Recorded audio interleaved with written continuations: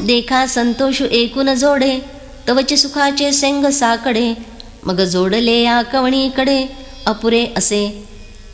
ध्यान में लेना कि मनुष्य को जब तक एक ईश्वर के संतोष की प्राप्ति नहीं होती तब तक ही सुख की अत्यंत कमी होती है, परंतु यदि एक बार संतोष का लाभ हो जाए तो फिर क्या कहीं कुछ अपूर्णता शेष रह सकती है। तैसा सर्वेश्वरु बलिया सोके, म्हणोनी ब्रह्म ही होये तो कवतिके, परी कैसा भरे आतला पिके देवाचेनी। उसी प्रकार सर्वसमर्थ विश्वेश्वर स्वयं अर्जुन में आसक्त हुए हैं, इसीलिए वह सहज में ब्रह्मस्वरूप हो जाएगा। परंतु देखो तो अर्जुन स्वयं ही भाग्य की अधिकता से ब्रह्म होने के लिए कैसा परिपक्व हो गया है। जो जन्म सहस्राची आसाठी इंद्रादिका ही महागु भेटी, तो आधीनुके तुला किरीटी जे बोलूही न साहे। जो भगवान श्री कृष्ण साक्षात इंद्रादि देवों को सहस्रावधि जन्म देकर भी दर्शन के लिए दुर्लभ है। जन्म देते हैं पर दर्शन नहीं देते।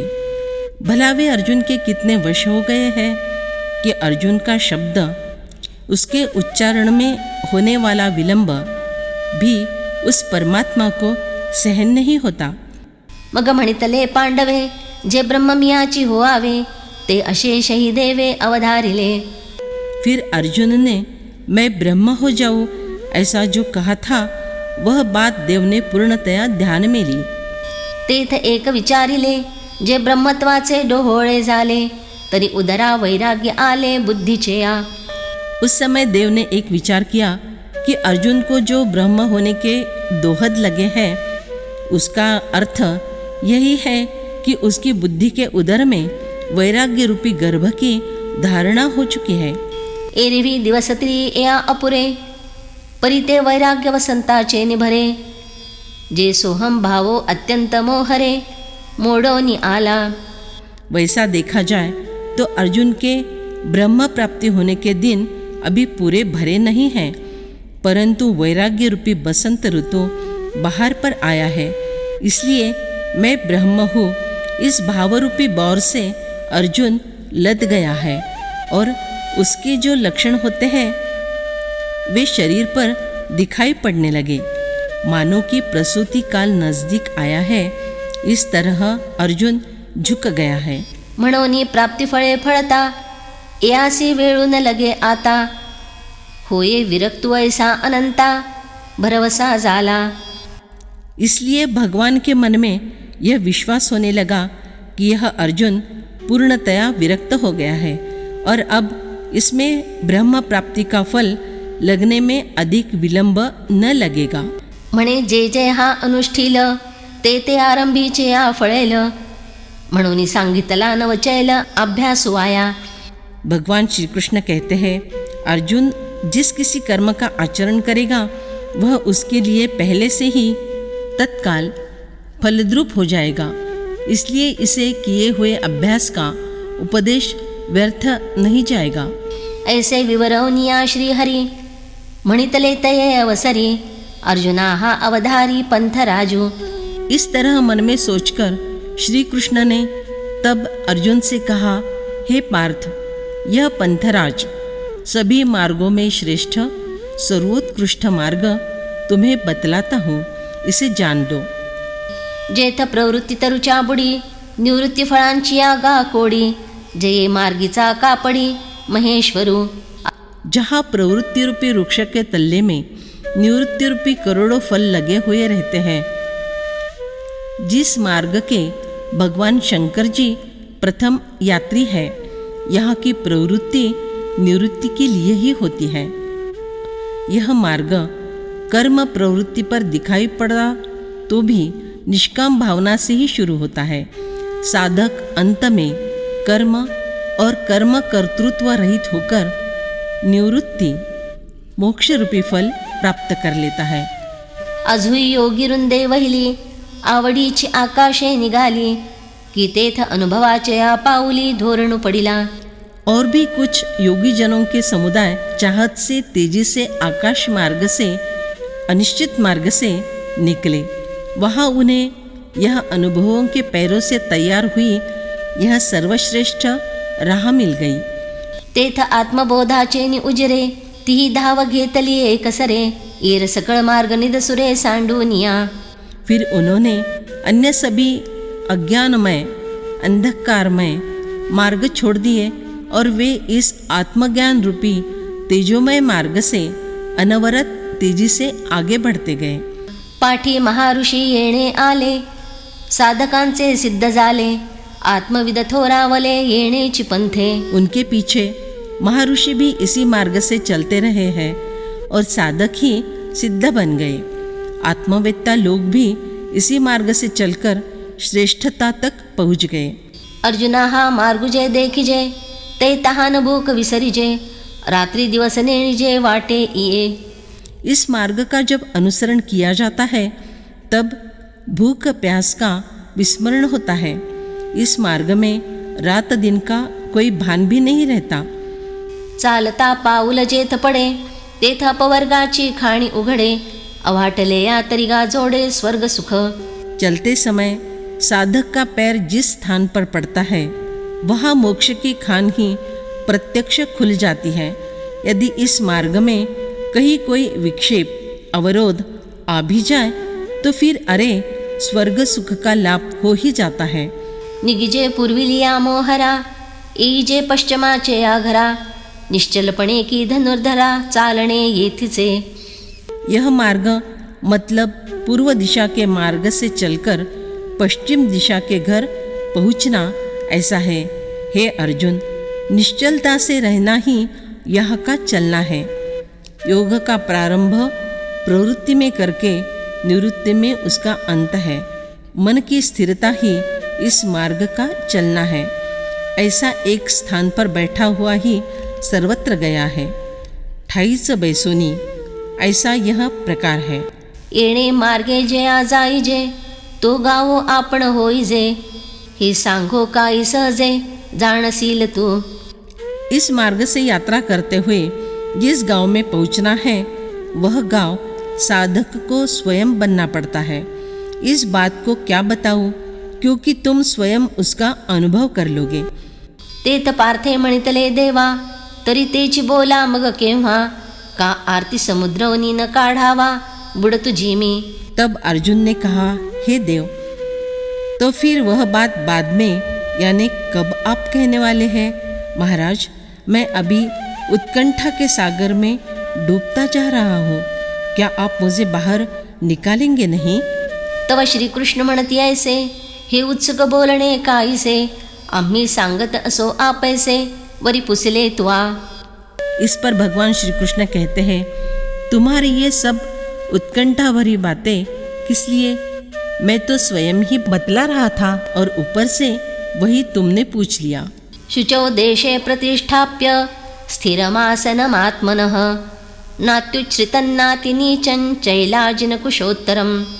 शुद्ध भूमि पर जिस पर क्रमशः कुश, मृगछाला और वस्त्र बिछे हैं, जो न अत्यंत ऊंचा है और न अत्यंत नीचा, ऐसे अपने आसन को स्थिर स्थापन करके। तरी विशेषे आताची बोली जैल, परिते अनुभवा जाईल, म्हणून तैसे एक लागैल, स्थान पाहावे। तो अभी उस योगाभ्यास के संबंध में आवश्यक बातें विशेष रूप से बतलाई जाएंगी, परंतु उसी के अनुसार अनुष्ठान करके उसका अनुभव किया जाना चाहिए, तभी इन सब बातों का उपयोग संभव है। इसलिए उस प्रकार का कोई उचित स्थान ढूंढना पड़ेगा। जेथा आराणुके निकोडे, बैठले या उठो न आवडे, वैराग्यासी दूण चढ़े, देखिले आजे। वह स्थान ऐसा हो कि जहाँ यदि समाधान पा लेने की इच्छा से मनुष्य जाकर बैठे तो फिर वहाँ से उसका उठने को जी ही न चाहे, उसे देखते ही वैराग्य दुगना हो जाए।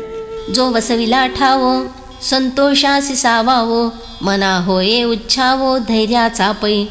जो साधकों ने बसाया हुआ स्थान है, संतोष का सहायक है। देखो, जहाँ मन को धैर्य धारण करने में उत्साह होता है। अभ्यासूची आपणे याते करी, हृदयाते अनुभवची विवरी, ऐसी रम्यपणाची थोरी अखंड जेथे।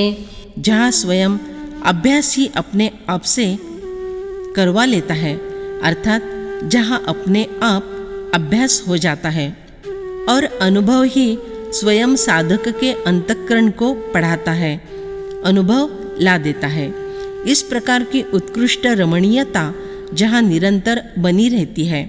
जया आड जाता पार्था, तपश्चर्या मनोरथा, पाखंडिया ही आस्था समूळ होये। हे अर्जुन, जहाँ पहुँचते ही पाखंडी मनुष्य के चित्त में तपाचरण की इच्छा उत्पन्न होगी और उसकी श्रद्धा दृढ़तर होती जाएगी। स्वभावे कवणी वाटे येता, जरी वरी पडा जाला अवचिता, तरी सकामुही की मागवता निघो विसरे। यदि कोई मनुष्य कौन सी तो भी राह से चलते हुए अचानक वहाँ पहुँच जाए, वह यदि सकाम हो तो भी वह उस स्थान से लौटकर निकल जाने की बात बिल्कुल भूल जाएगा ना। न राहते आते राहवी, का भ्रमातुराते बैसवी, ऐसे थापटूनी चेववी विरगती ते। जो कोई रहने के लिए न आया हो तो भी ऐसा स्थान उसे रोक लेता है। भ्रम के कारण जो अस्थिर है उसे शांत बिठाता है, विरक्ति को थपकी लगाकर जगाता है, पास में बिठाकर मोह को हटाकर विरक्ति देता है। हे राज्यवरी सांडीजे, मग निवांता एथ असिजे, ऐसे श्रृंगारिया ही उपजे येचा भावो। श्रृंगार प्रिय विलासी लोगों के भी मन में इस स्थान के संबंध में ऐसी श्रद्धा उत्पन्न होगी कि यह राज्य सुखोपभोग छोड़कर इसी स्थान पर शांतिपूर्वक निवास करे। जे येणे माने बरवंट, तैसेची जे अतिचोखट, जेथ अधिष्ठान प्रगट डोळा दिसे। इस तरह जो सभी प्रकार से उत्तम है, जो अति पवित्र है, वैसे ही जहाँ समस्त संसार का अधिष्ठान जो ब्रह्म है, वह ब्रह्म स्वरूप साक्षात आँखों को दिखाई पड़ता हो। आणिक एक पाहावे, जे साधकी वसते होआवे, आणि जनाचे निपाय रवे मळे चिना। और एक बात देखनी चाहिए कि वहाँ इसके पहले साधकों ने बस्ती की हुई हो और वहाँ बहुत सारे लोगों के आने जाने से वह स्थान दूषित होने वाला न हो, अर्थात पैरों की आहट से ध्वनि प्रदूषण न होता हो। जेथा मृताचे निपाडे, मुळासी ही सकट गोडे, जोडती दाटे झाडे सदा फळती।